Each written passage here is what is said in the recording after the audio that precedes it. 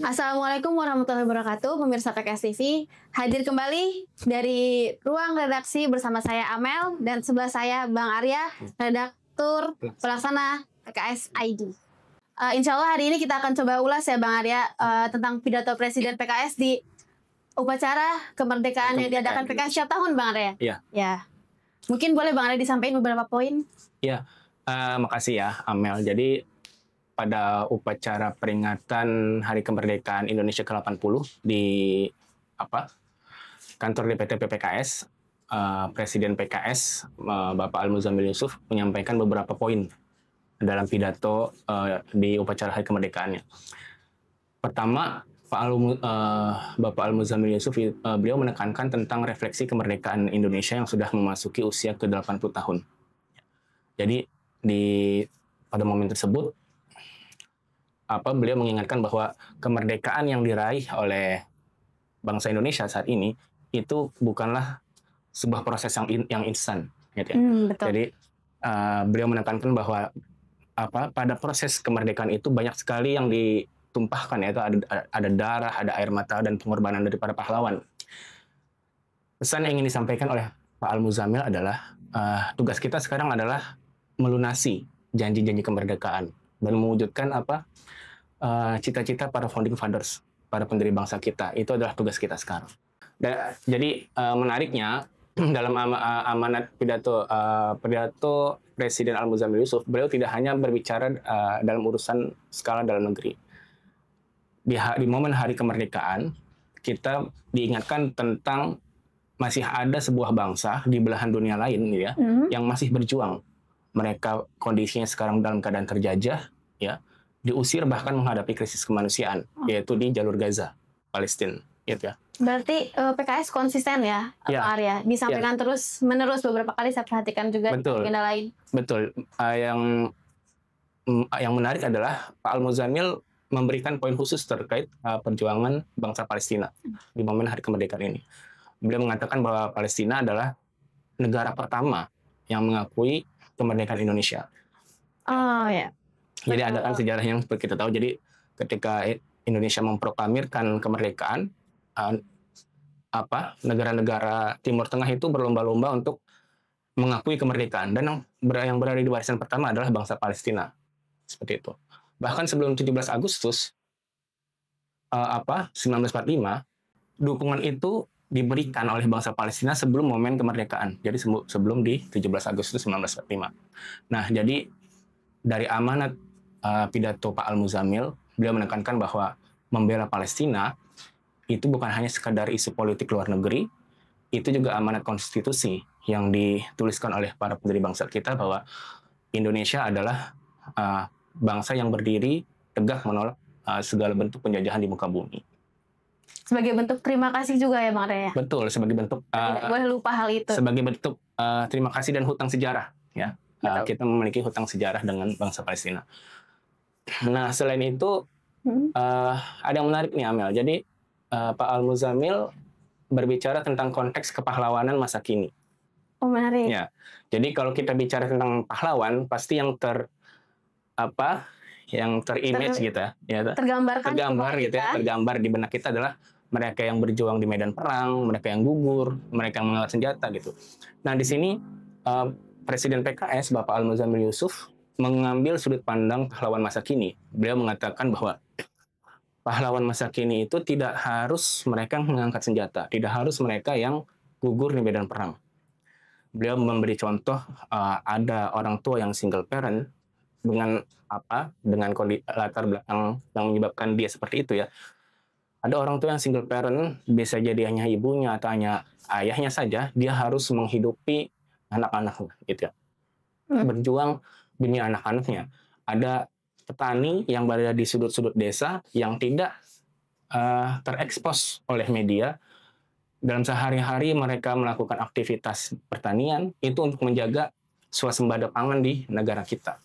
Dan juga ada anak-anak muda yang tekun dalam belajar hingga tekun dalam berlatih gitu, sehingga mereka mengikuti event-event di luar negeri dan mengharumkan nama bangsa. Dan menurut Pak Al-Muzammil dalam pidatonya bahwa seperti itulah bentuk kepahlawanan masa kini gitu. Kita bisa ngambil peran mungkin buat anak-anak muda ngambil peran di bidangnya masing-masing. Betul. Hal-hal seperti itu ya Bang Arya. Betul. Dan banyak ya, misalkan ada peran dari para ibu ya yang aktif di kegiatan-kegiatan sosial, itu juga sebagai bentuk kepahlawanan masa kini. Sudah tidak lagi bicara tentang ngangkat senjata gitu Bang Arya. Betul.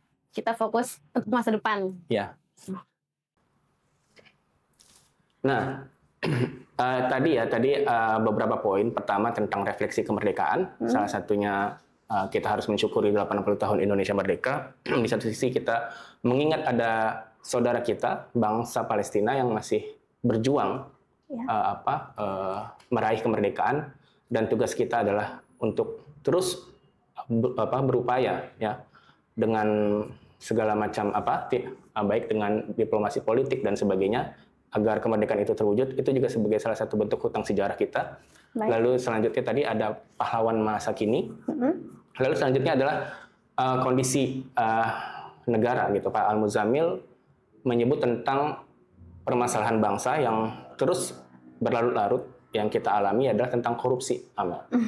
Jadi beliau merespon pidato kenegaraan Pak Presiden Prabowo Subianto pada tanggal 15 Agustus ya. Iya, 15 Agustus. Betul, di gedung MPR RI tentang komitmen beliau untuk memberantas praktek korupsi yang sudah begitu bahasanya kalau udah kanker tuh apa ya? Sudah terlalu ini ya Bang, apa namanya?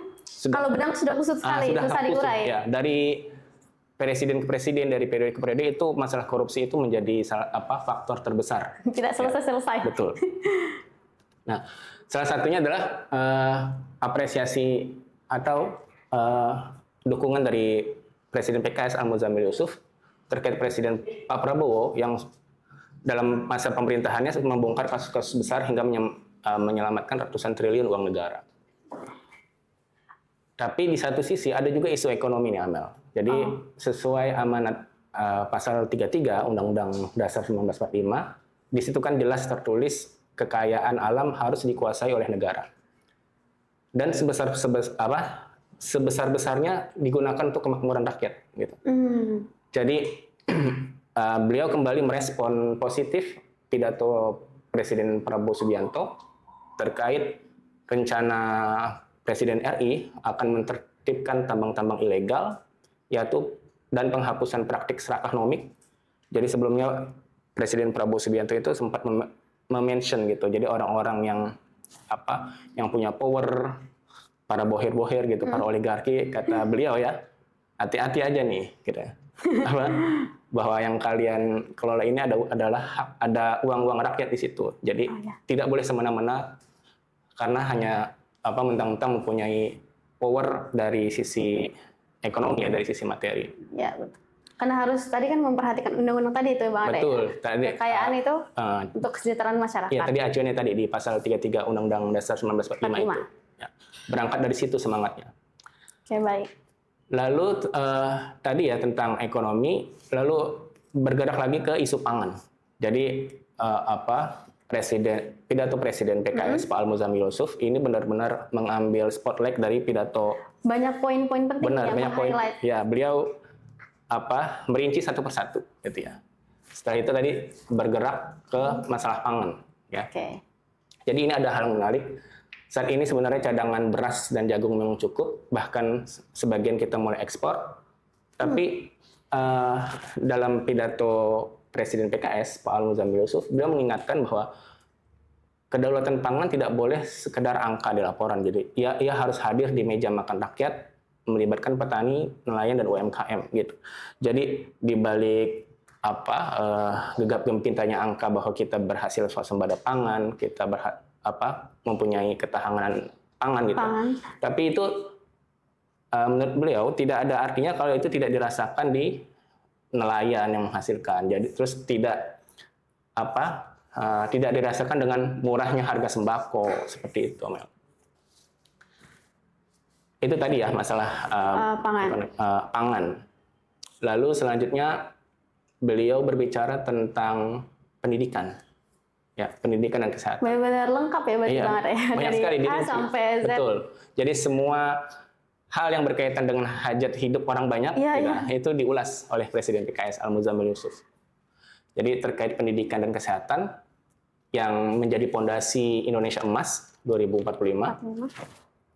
Jadi Pak Al-Muzammil menegaskan bahwa SDM unggul, tanpa SDM unggul mustahil kita menjadi sebuah bangsa besar.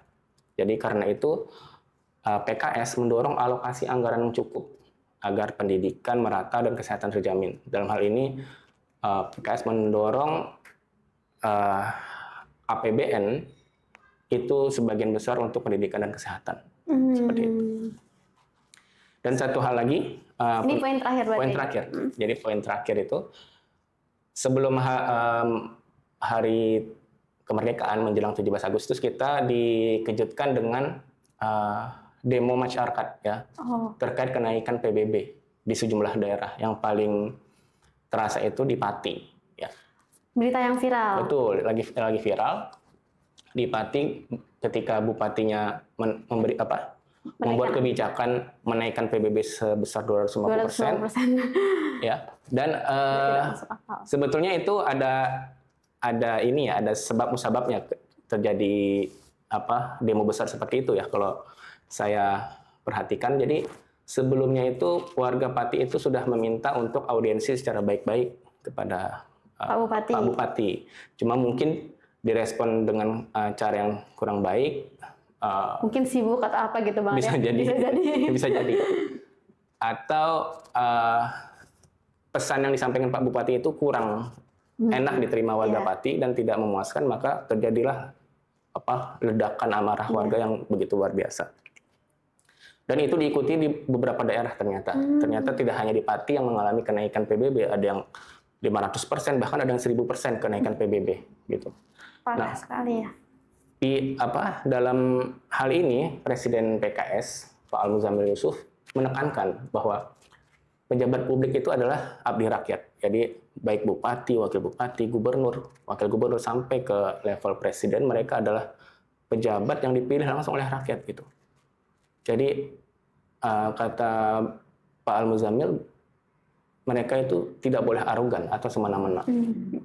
Jadi kasus seperti kenaikan PBB 250% di Pati itu jadi pelajaran penting, Amel. Jadi kekuasaan adalah amanat yang diberikan oleh rakyat yang harus digunakan untuk kepentingan rakyat. Jadi bukan digunakan untuk menindas rakyat. Itu sebagian besar poin-poin besar yang bisa kita ulas dari pidato Presiden PKS. Jadi cukup lengkap ya Bang Arya, mendengar dari urusan Palestina, refleksi negara sendiri, terus Palestina, terus habis itu ada tentang kepahlawanan, kemudian tentang hal yang tidak pernah terurai dari zaman baheula, korupsi yang terjadi di Indonesia, terus kemudian tentang pangan, terus pendidikan, pendidikan dan kesehatan. Pendidikan dan kesehatan, kemudian tentang kasus terakhir naiknya pajak di Pati. Menutup amanatnya, saya lupa menambahkan sedikit Amel. Jadi menutup amanat Presiden PKS memberikan pesan jadi internal untuk para anggota PKS bahwa dalam kepengurusan Pak Al-Muzammil Yusuf ini PKS menyerukan ada platform 5 rumah perjuangan Amel. Jadi yang pertama adalah rumah tangga. Rumah tangga? Ya, jadi anggota PKS dia harus sukses di rumah tangganya gitu ya. Pesan yang saya tangkap seperti itu. Berarti harus menjaga lingkungan paling kecilnya. Betul, begitu ya Pak. Lingkup yang paling kecil. Rumah tangganya. Yaitu rumah tangga. Yang kedua adalah rumah ibadah. Rumah ibadah. Dalam hal ini hubungan antara manusia ke Tuhan ya. Itu harus baik gitu ya. Personality, betul, lebih ke personality. Yang kedua adalah rumah PKS. Jadi ini adalah wadah perjuangan. Iya, yang ketiga sebagai wadah perjuangan kita untuk memberikan kontribusi terbaik bagi bangsa dan negara. Lalu rumah kebangsaan dan rumah kemanusiaan. Jadi itu adalah platform kepengurusan PKS di kepengurusan sekarang tentang 5 rumah perjuangan itu, Amel. Jadi intinya adalah itu adalah sebuah pesan bahwa khidmat kepada rakyat, kepada bangsa harus berjalan sepanjang waktu, bukan hanya menjelang pemilu. Seperti itu. Bagus sekali ya isi pidato Presiden PKS kemarin. Kebetulan saya juga hadir Bang Arya upacara kemarin, ikut juga di DPP PKS. Bang Arya, Ya. Kira-kira PKS ID seminggu ke depan akan membahas apa Bang Arya? Iya Amel, jadi agenda ke depan di internal PKS dulu ya. Jadi di PKS akan menyelenggarakan Muswil, Musyawarah Wilayah Serentak 38 provinsi Se-Indonesia Bang. Se-Indonesia itu di tanggal 24 Agustus ya, hari Ahad 2025. Pada momen tersebut Presiden PKS Bapak Al-Muzammil Yusuf akan melantik pengurus DPTW, Dewan Pimpinan Tingkat Wilayah. Setelah itu mereka akan bermusyawarah untuk merencanakan program kerja ke depan, dan itu di momen yang sama. Itu satu ya. Terus ke depan terkait isu yang akan kita angkat, tim redaksi masih memantau ya terkait berita yang sedang viral, yaitu tentang balita yang meninggal dunia akibat cacing. Sukabumi bukan? Ya, di daerah Sukabumi. Nanti tim redaksi akan mengulas baik dari sisi regulasi kesehatan, kira-kira apa yang bisa kita angkat gitu ya. Dan ini menjadi pengingat ya, bahwa kan salah satu kendalanya karena tidak tertolong anak tersebut karena regulasi untuk memperoleh jaminan kesehatan, karena sebelumnya keluarganya tidak punya, itu kan agak lama. Jadi pertolongannya itu harus jadi tertunda gitu Bang Arya, karena belum lengkap persyaratannya. Ya. Nanti tim redaksi akan mencoba mengangkat dari sisi itu agar kejadian-kejadian serupa tidak terulang di kemudian hari. Itu mungkin Amel. Atau selain itu boleh nih Amel dari pemirsa PKS TV ingin sumbang saran kira-kira isu apa yang mau diangkat oleh tim redaksi, silahkan disampaikan. Bisa tulis di kolom komentar teman-teman. Dan kita bahas Bang Arya, mungkin isunya menarik mungkin teman-teman. Terima kasih Bang Arya, semoga next time bisa lebih seru lagi ya kita ngobrolnya, mungkin bahas isu-isu yang viral atau hal-hal menarik lainnya di depan gitu. Dirgahayu K80 Republik Indonesia, kita semua diajak untuk terus menjaga persatuan, menjaga kedaulatan dan memastikan kesejahteraan masyarakat Republik Indonesia. Terima kasih pemirsa PKS TV, saya Amel. Saya Arya. Sampai bertemu lagi dari Ruang Redaksi.